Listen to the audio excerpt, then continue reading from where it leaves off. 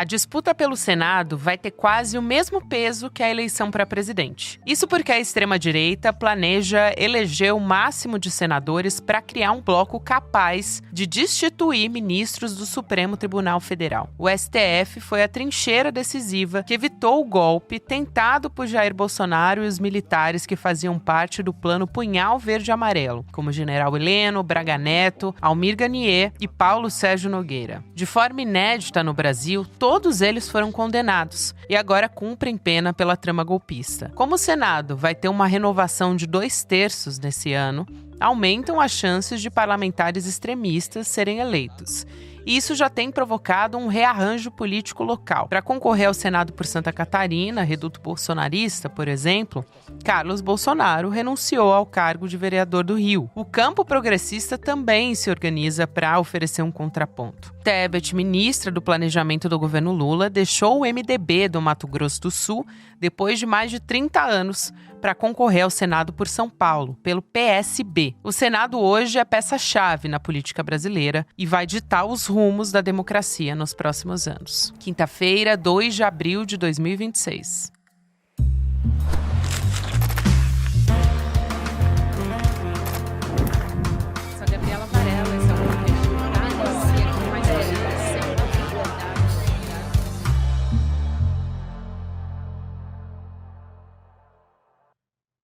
Olá, seja muito bem-vindo, seja muito bem-vinda. Eu sou a Gabriela Varela, está começando o videocast em detalhes aqui no ICL Notícias. Aqui de segunda a sexta-feira a gente analisa uma temática, uma notícia importante do momento. Hoje a minha convidada é a antropóloga, professora Isabela Calil, que também é coordenadora do Observatório da Extrema-Direita. Professora, é um prazer te receber mais uma vez, seja bem-vinda. Oi, Gabi, é um prazer estar aqui. Acho que em 2026 a gente vai se encontrar muito por aqui, né? Opa, com certeza, com certeza. Agora que o ano eleitoral, de fato, começou, né? Todos os movimentos já estão acontecendo, montagem de chapas, enfim. Mas eu quero começar essa conversa trazendo alguns dados do Projeto Brief. Eu recomendo muito a leitura para quem está nos acompanhando, para pegar todos os detalhes dessa análise que eles fizeram. Mas eles falam sobre o debate nas redes sociais em torno do termo Senado. Cresceu 85% no último ano, são 30 milhões de menções, e esse é um volume 50% maior que Congresso, que teve 20 milhões, e 15 vezes maior que Planalto. Então, eles estão enxergando o fato do Senado, que é uma instituição que é distante do debate da população, né? Que está mais presente agora no debate digital do que o Congresso. Então, isso foi um pouco contra-intuitivo, né, para essa análise que eles chegaram e estão compartilhando agora. Esse protagonismo do Senado no debate político é algo realmente recente na nossa história, né, professor? Eu queria que você falasse um pouco sobre isso, porque as nossas eleições sempre foram pautadas muito nos executivos, seja o executivo federal, os estados também. É isso mesmo, você fez um bom balanço que eu acho que vale a gente recuperar. Que tinha até um certo, uma coisa que era comum de se dizer, isso era do senso comum, mas também aparecia nos trabalhos na ciência política, que era a ideia de que os eleitores, a maior parte dos eleitores se esqueciam em quem votavam para o legislativo, né? Então, quando você perguntava para quem você votou para deputado federal, para quem você votou para senador, enfim, e geralmente as pessoas não lembravam muito, ou votavam na legenda, ou então, enfim, ficava como uma coisa menos relevante. Agora, dificilmente alguém vai se esquecer para quem vota para presidente. Claro que isso tem toda uma relação, inclusive, com questões que são, digamos, né, numéricas, né, o número e a dificuldade que tem de entender, inclusive, como é que são distribuídas as vagas, principalmente no caso da Câmara dos Deputados. Mas, dito isso era uma tradição no Brasil, era assim que funcionava. Então, a gente tendia, inclusive, até a, digamos, responsabilizar o executivo por questões que eram do legislativo, tinha até um pouco de confusão entre as atribuições. Mas a partir de 2014, só fazendo um panorama rápido, né? E aí, porque em política, às vezes a gente tem coisas que acontecem e que, enfim, parece o noticiário toda semana acontecendo coisas todo dia, mas as coisas têm uma temporalidade, de fato, um pouco mais alargada e que vale a pena a gente entender projetos políticos. Desde o ano de 2014, o Brasil tem vivido uma espécie de maior relevância do legislativo. Isso vai se expressar principalmente com uma figura como Eduardo Cunha, né, na Câmara dos Deputados, e aí tem a ver com uma série de processos, porque o Eduardo Cunha vai fazer uma série de alterações que depois vão aumentar, né, as emendas parlamentares e vai aumentar o controle e a participação do legislativo no orçamento público. Então, ou seja, o dinheiro público vai passar a ser cada vez mais ter gerência do legislativo. Isso vai resultar em uma série de coisas, inclusive depois a gente vai ver no chamado orçamento secreto, emenda PIX. Isso começa, é um projeto político que começa com Eduardo Cunha. Entre os desdobramentos desse projeto, a gente viu também o impeachment da Dilma Rousseff. Então, que é uma amostra, digamos, e ali, do ponto de vista teórico, na ciência política passou a começar a se questionar se o que a gente chamava de presidencialismo de coalizão, que era aquele acordo, aquele equilíbrio entre o legislativo e o executivo, então o presidente, Câmara e Senado, se ele se mantinha. Então isso já vem acontecendo desde 2014, tá? Eu vou separar em duas partes a resposta para ela não ficar muito longa, mas isso é para dizer que isso não é novo com a extrema-direita, isso é uma coisa que já vem acontecendo na direita de maneira mais ampla, e isso tem a ver, entre outras coisas, a gente vai falar de mais coisas, com controle do orçamento público, com dinheiro, com emendas parlamentares. E emenda parlamentar significa controle do orçamento, mas também significa destinar recurso para determinadas áreas, e a gente já tem dados, evidências que mostram, inclusive, uma correlação entre áreas em que receberam emendas parlamentares e a reeleição de prefeitos. Então é uma coisa em cadeia que diz respeito a, digamos, sai do Congresso, chega nos estados e até nos municípios. E a gente viu casos, inclusive, de municípios que tinham muito pouca infraestrutura e que precisavam de coisas relacionadas à saúde e educação e que tinham kits de robótica, coisas que eram desproporcionais para aquela cidade. Então é disso que a gente está falando quando a gente pensa a longa temporalidade dessa mudança de arranjo entre o executivo, principalmente, e o legislativo federal. Foi interessante você citar esse caso, né, dos kits de robótica, porque envolveu muito o nome do Arthur Lira, que é um nome expoente, aí é candidato no Senado Federal. Então tem uma intenção, né? Eu quero ouvir a sua análise. Você falou que vai dividir em duas partes essa resposta. Acho que a extrema-direita vem tentando também ensinar o público a ver o Senado como um campo, uma arena decisiva agora para as eleições de 2026, né? A gente tem feito esse esforço aqui no ICL também, professora, tentar alertar para quais são as intenções da extrema-direita quando miram o Senado Federal. Então, eu quero aqui pedir para você dar continuidade à sua análise e trazendo também essa avaliação se a sociedade está se conscientizando sobre esse campo de disputa que está colocado agora, né? Levando em conta os dados até que a gente já trouxe aqui. Gabi, se a gente ainda puder terminar essa parte que é histórica, eu vou dar uma recuadinha só e já volto para a questão desse levantamento do briefing, que ele é muito interessante.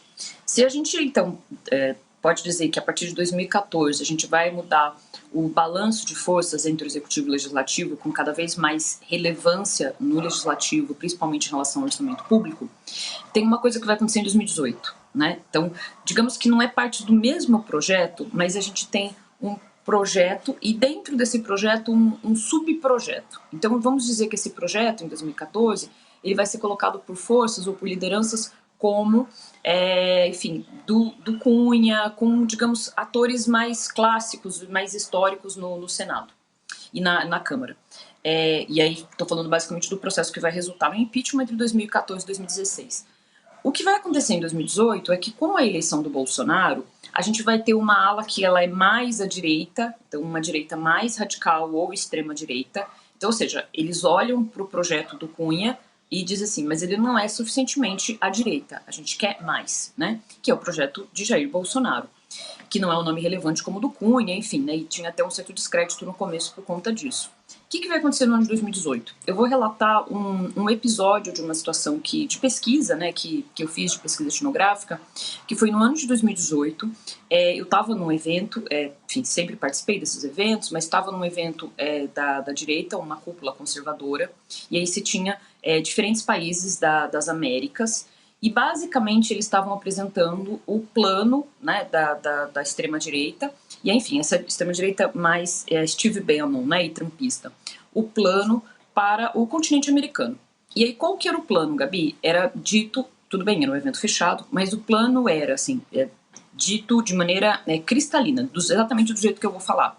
Era pensar uma mudança de configuração das Supremas Cortes, das cortes maiores de cada país, das cortes constitucionais. E aí, para isso, então você tem diferentes formas, né? Então você tem, por exemplo, mudança da alteração do número de ministros, pensar se o tempo de atuação na Suprema Corte ele vai ter uma espécie de mandato, um tempo maior, você vai pensar os outros critérios, vai reduzir ou aumentar a possibilidade, né, de atuação dos ministros. Você tem diferentes arranjos, né, até porque as cortes são diferentes.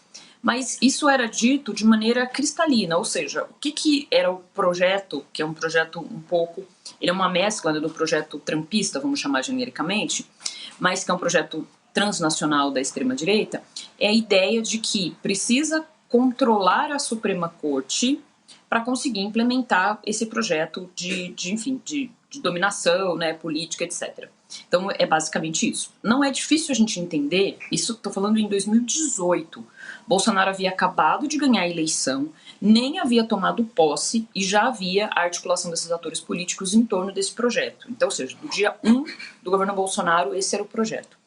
Dá para a gente entender, se a gente vai olhar, por exemplo, o que aconteceu na Covid, que a Suprema Corte foi uma espécie de limite, né, para a atuação do Bolsonaro na pandemia e também depois na tentativa de golpe de Estado e outros crimes. Então, ou seja, a Suprema Corte ela representa, vou pegar o caso brasileiro, uma espécie de baliza, né, de limite, de controle para a atuação da extrema-direita, de fazer coisas que são inconstitucionais ou tentativa de golpe. Para isso, então você vai me perguntar, mas o que isso tem a ver com o Senado, né? Para isso, controlar o Senado é fundamental. Não é só por isso que eles querem controlar o Senado, mas no Brasil, de acordo com a nossa Constituição, quem decide sobre o impeachment de juízes da Suprema Corte é o Senado. Então, resumo da história, desde o ano de 2018, eles já estão falando em impeachment ministro do Supremo. Isso não é novo e não começou a acontecer agora no ano de 2023, pós 8 de janeiro. Isso é fundamental, aliás, eu acho que é o ponto principal aí que você traz, Isa, porque baseado nisso dá para entender esses eixos centrais da comunicação, as menções que são levantadas por essa análise do brief. Se você leva em consideração que os riscos reais, né, que esses ministros oferecem para a extrema-direita, né, e que o objetivo é o impeachment desses magistrados, já que é competência exclusiva do Senado, aí você entende por que tem essa comunicação bolsonarista pintando o Senado como acovardado, de joelhos perante o Supremo Tribunal Federal, né? Tem um potencial, é estratégico, né? Essa narrativa não é por acaso que ela é escolhida. É estratégico, porque o Senado, se a gente for pensar em termos de... Ele é um projeto, né, da direita e da extrema-direita, né? O Senado, historicamente, no Brasil, ele sempre se comportou, a gente tinha isso publicamente, se a gente vai pegar, por exemplo, mesmo as cenas do impeachment, foi, enfim, deplorável, né, as imagens da gente vendo as razões do voto, de por que a Câmara, né, os deputados federais estavam votando pelo impeachment. O Senado foi mais discreto e não se deu ao trabalho de se mostrar dessa maneira, né? Então, o Senado ele costumava ser, né, digamos, até pela própria estrutura, né, de como funciona o Senado, são um mandato mais longo, um número menor de cadeiras, ele, enfim, tem uma característica, não renova completamente, né, renova em partes. Ele tem uma característica de temporalidade da política que ele é diferente da Câmara dos Deputados. Mas ele costumava ser, digamos, os adultos da sala, digamos assim, do Congresso, né? Então, eram aqueles que passavam coisas... Muitas vezes a gente viu isso, né? Coisas esdrúxulas saíam da Câmara, chegam no Senado, não passa. Então, tinha um pouco essa perspectiva. Então, mudar o Senado, além dessas questões que eu já trouxe, o Senado, digamos, nesse contexto agora, de 2026... é a primeira eleição que a gente vai ver, de fato, com um grande impacto no Senado. Porque a de 2023 renovou 1/3 da casa. Agora a gente vai ter uma renovação maior de 2/3. Então a gente tem mais vagas para o Senado do que tinha no pleito anterior. Além de tudo isso, a gente tem uma série de coincidências, digamos assim, que a maior parte dos governadores, eles não estão aptos para reeleição, porque eles já se reelegeram. Então a gente tem um caminho que seria um pouco natural ou comum, que é alguém que governou um estado por 1 ou 2 mandatos, depois ir para o Senado.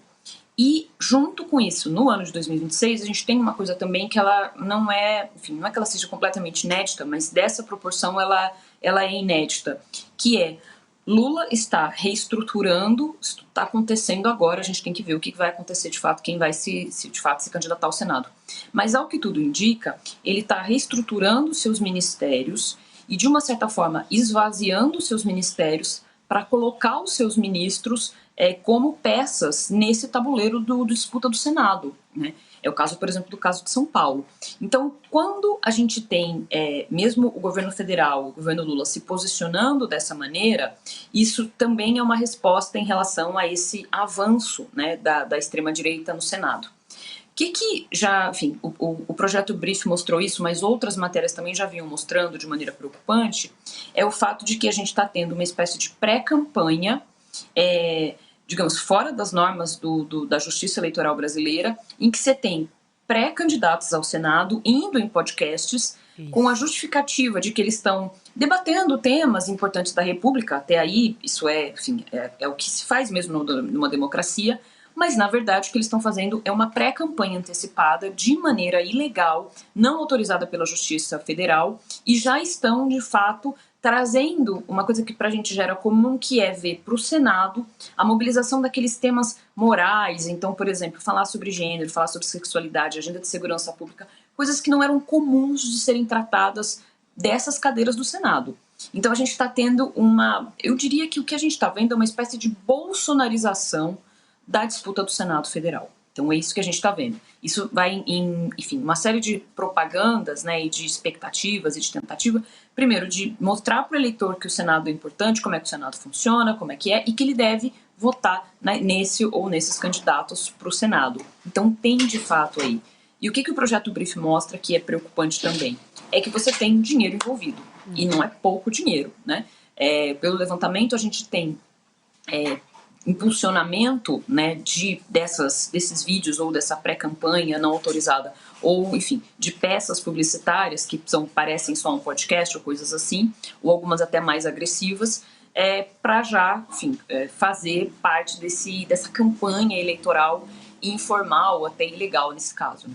Te ouvindo, eu pensei em 2 coisas aqui. Essa estratégia que está sendo usada, né, do uso de podcast, desses espaços para tratar desses assuntos e até para humanizar esses candidatos, né, que vão lá, que não aprofundam, mas eles estão trazendo uma narrativa própria e não tem uma checagem da imprensa, não tem um debate, né, é uma bolha e fica ali com aquela validação. Então, blinda, de certa forma, esses personagens da extrema-direita contra a crítica e contra a checagem de fake news. Então, tem um papel das redes digitais nesse processo. E aí eu junto com uma reportagem que foi feita pelo próprio ICL agora, recentemente, falamos sobre isso, que é um fenômeno que está acontecendo, que são essas páginas de fofoca, tipo Alfinetei, que estão trazendo cortes para as redes sociais com notícias falsas e que muitas vezes o objetivo é realmente atingir o governo ou atingir o presidente Lula, enfim, de alguma maneira. E algumas outras que vêm como um elogio. Então, por exemplo, o Rodoanel, do nada, né? Uma página de fofoca que fala sobre Big Brother, sobre celebridades, que de repente vem um elogio ao governador de São Paulo. E o patrocínio de bets ali, não é nada escondido, é escancarado mesmo. Isso tem sido feito também, então me lembrou, já que a gente está falando desses espaços que são utilizados, né, pelas redes digitais e a responsabilidade que essas plataformas teriam que ter também em período eleitoral. É um ecossistema, Gabi, que envolve a responsabilidade das plataformas, então, enfim, não receber, por exemplo, esse funcionamento pago de campanhas eleitorais, que, em tese, elas não poderiam fazer isso, né, da própria política da plataforma. Segundo, a questão dos influencers, então você vai ter essas figuras, né, que são esses influencers que Enfim, tem alguns podcasts diferentes do nosso aqui que a gente está, enfim, tem uma pauta, a gente está falando coisas que são embasadas, tem responsabilidade no que está falando. As pessoas falam, enfim, qualquer coisa que vem da cabeça enfim, e fica ali naquela enrolação e muitas vezes também com muito material de fake news, né? E que pode viralizar. Posso até citar um específico, exato. Então as pessoas elas estão baseando suas escolhas em coisas que não são fatos, né? Em informações que elas são completamente de desinformação e de má fé. E a terceira, eu acho que é a questão desses canais de fofoca. A Perseu Abramo, em 2022, já tinha feito uma pesquisa, inclusive, apontando hábitos de consumo dos eleitores, consumo principalmente de mídia, e que mostrava que quando você pergunta para as pessoas, né, perguntava para as pessoas na pesquisa, você consome notícias? As pessoas diziam sim. Aí você falava onde? Ao contrário do que tradicionalmente se esperava, eu vejo no ICL, eu vejo na Veja, eu vejo seja de qual for o espectro político ou de posição, as pessoas começam a dizer canais de fofoca, né? Eu vejo tal, eu assisto tal canal, eu vejo no Instagram tal canal. Então, ou seja, as pessoas estão consumindo canais de fofoca e elas... como ela tem um enquadramento de notícias, né, eu acho que isso é uma coisa importante, eles fazem um enquadramento como se eles estivessem fazendo uma cobertura jornalística, e cobertura jornalística tem regras que eles não seguem, inclusive, do mundo do entretenimento, e até aí tudo bem, porque existe um setor, de fato, do jornalismo que vai acompanhar esses setores, né, o que está acontecendo no Big Brother, o mundo dos famosos, ok, mas o fato é que eles nem estão fazendo jornalismo ao acompanhar esse universo do entretenimento e das influências, e nem estão fazendo jornalismo quando trazem o noticiário político. Só que aí o noticiário político, a gente tem um fenômeno que é também o fato de que a política, ela se converteu em entretenimento. Então, de certa maneira, quando a gente vai ver, tem uma coisa que me chama muita atenção, que é agora essa moda... ridícula, né, de homens irem com peruca no parlamento e aí, enfim, fazerem uma performance para falar sobre questões geralmente transfóbicas, etc, né. Quem inaugurou isso foi o Nicolas Ferreira e que isso vem sendo copiado. Ou, no caso mais recente que a gente teve na Assembleia Legislativa de São Paulo, de blackface, né, de uma deputada estadual fazendo blackface. Então, ou seja, esse circo, digamos assim, é parte desse processo de conversão da política em entretenimento, né? Porque isso vira quase que simetricamente aquela cena do Big Brother de alguém fazendo alguma coisa esdrúxula. Então, esse é o problema, o enquadramento é o mesmo, então eles são apresentados de maneira simétrica. O que uma influenciadora como a Virgínia fez no seu final de semana, a mesma coisa aparece de maneira simétrica o que um deputado fez dentro do parlamento.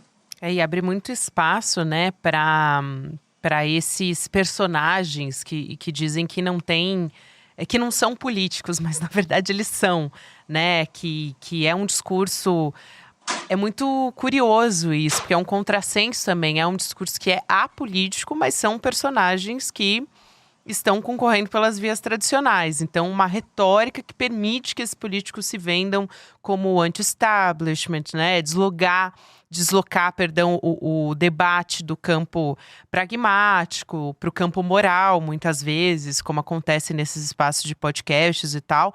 E isso não é novo, né? Professora, a gente teve Fernando Collor, então, para pegar um personagem da nossa história, mas aí isso foi se alterando ao longo do tempo com as redes sociais. Então, João Dória, o próprio Pablo Marçal também, o Bolsonaro, o Jair Bolsonaro também. Então, será que a gente está vendo alguma mudança em como isso vai aparecer agora? Assim, o que a gente pode ver a partir dessas menções também que são feitas em redes sociais? O sem rabo preso, esse termo tem aparecido também, que aparece como um marcador moral dessas figuras. Que é um termo bem chulo, né? Porque quem é que tem rabo, né? Enfim, do que se refere, né? Essa ideia de rabo preso e a ideia de tentar aproximar uma linguagem que é uma linguagem popular, né? Então mostrar que não é uma linguagem técnica, né? Que é avesso ao que o Senado representaria, né? A ideia de ser um lugar mais técnico, um lugar em que você tem determinadas discussões que são embasadas, né? Que são republicanas. E aí você vai para um campo, né? Um campo semântico que é a ideia, né? Ele é quase a negação de alguma coisa, então você diz, eu não tenho o rabo preso, então, ou seja, eu não tenho... O que está implícito aí, né? A ideia, a mensagem é que eu não obedeço, né, a nenhuma posição ideológica ou nenhum ator social, etc. Eu sou livre. Tá. É livre, mas para fazer o quê? E aí não tem uma proposta, né? Isso. Uma coisa que me chama bastante atenção nessa pré-campanha para o Senado é que a proposta de muitos pré-candidatos ao Senado é apenas e exclusivamente o impeachment de ministros da Suprema Corte. E aí eu acho que é importante a gente destrinchar isso. Impeachment ministro da Suprema Corte é errado? Não, é constitucional, está na Constituição. Mas ele só pode acontecer, assim como deveria ser o impeachment também de presidentes, só pode acontecer em situações muito específicas e é uma medida, digamos, última medida possível, né? E muito danosa para a democracia brasileira. Então não é que eles estão propondo uma coisa que ela seja ilegal, inconstitucional. Agora, da maneira como eles estão propondo, que é vou impeachment ministro do Supremo, porque aí varia, né? Não gosto da maneira que a pessoa se veste, não gosto do cabelo, não gosto do jeito que fala, não gosto do jeito que votou nesse caso especificamente, não gosto do fato de ter mandado o Bolsonaro para prisão, não gosto, seja o que for, ou então até outras razões, né? É que esse ministro foi indicado por tal presidente, foi indicado por X, por Y. Seja o que for, o que acaba acontecendo é que a base, a bandeira é basicamente uma bandeira que ela não é propositiva, não é uma agenda propositiva e não é uma agenda de procuramos maior transparência da Suprema Corte, vamos fazer uma reforma do judiciário, aprimorar o judiciário. Não. É simplesmente acabar com tudo, né? Então dizer, olha, vamos impeachment ministro, aí é uma coisa que ela é tão genérica que, assim, claro que tem alguns ministros que, se a gente for pensar numa linha, né, do ponto de vista de menções, né, tem ministros que estão mais no alvo, é o caso do Alexandre de Moraes, mas o fato é que, se a gente for pensar, qual que é a proposta? Então, é um senador ou uma senadora que vai se eleger, vai ficar no mandato fazendo o quê? Impeachment dos ministros, né? A gente só tem 11, vai impeachment quantos, né? E isso vai para onde? Então é basicamente isso, não tem uma proposta, só tem uma tentativa de falar com uma linguagem popular e de trazer um anseio que ele, em 2026, aí eu acho que é uma coisa importante também, a parte da população, e de maneira correta, isso acho que faz sentido, passa a ter uma desconfiança das instituições de maneira geral, mas a gente tem, infelizmente, no ano de 2026, a Suprema Corte no meio de uma série de questões muito graves, envolvendo, entre outros casos, o do Vorcaro, né, o caso do Banco Master. Então, ou seja, isso gera uma desconfiança, e aí o que esses atores estão fazendo é se aproveitar dessa desconfiança e fazer um discurso que, você bem lembrou o caso do Collor, que é genérico o suficiente para dizer vou caçar todos os marajás. Mas o que significa isso? O que são os marajás? Enfim, né? E nesse sentido, até para te falar, só para encerrar essa resposta, eu acho que é chulo o suficiente para a gente comparar com algumas afirmações do Collor em 89, né? Quando ele se referia ao seu próprio corpo, dizendo, enfim, falando sobre a sua masculinidade, né? Eu acho que essa ideia do rabo preso está bem próxima desse tipo de afirmação. Professora, é sempre um prazer te receber aqui no Em Detalhes. Muito obrigada, sempre aprendo muito nas nossas conversas. Obrigada, até uma próxima. Gabi, sempre ótimo falar com você e até a próxima. Até mais. Você que me acompanha aqui no Em Detalhes, eu quero te fazer um convite muito especial. Estamos com uma superprodução internacional do ICL que está no forno.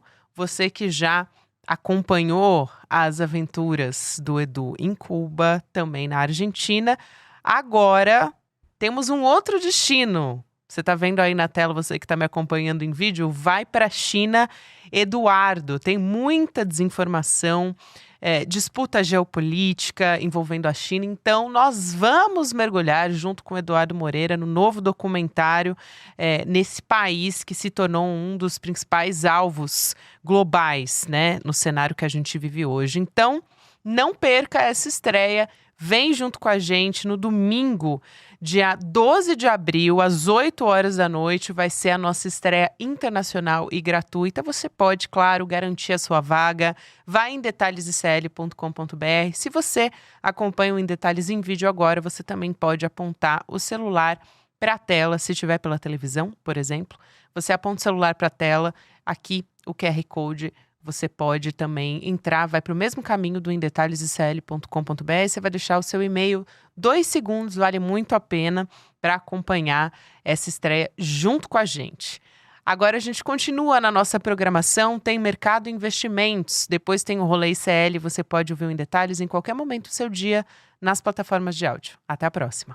Turma, olha só essas cenas do nosso documentário sobre a China.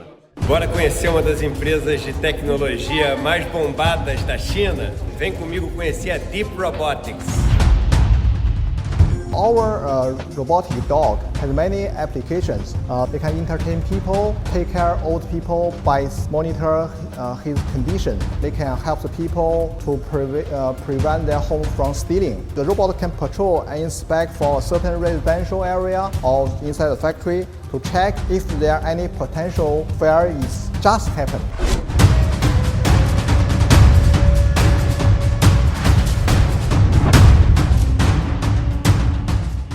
Todos os dias, as principais notícias do Brasil e do mundo direto no seu WhatsApp, com informação de qualidade e sem fake news. Escaneie agora o QR Code e entre para o canal do ICL Notícias. Informação que importa onde você estiver.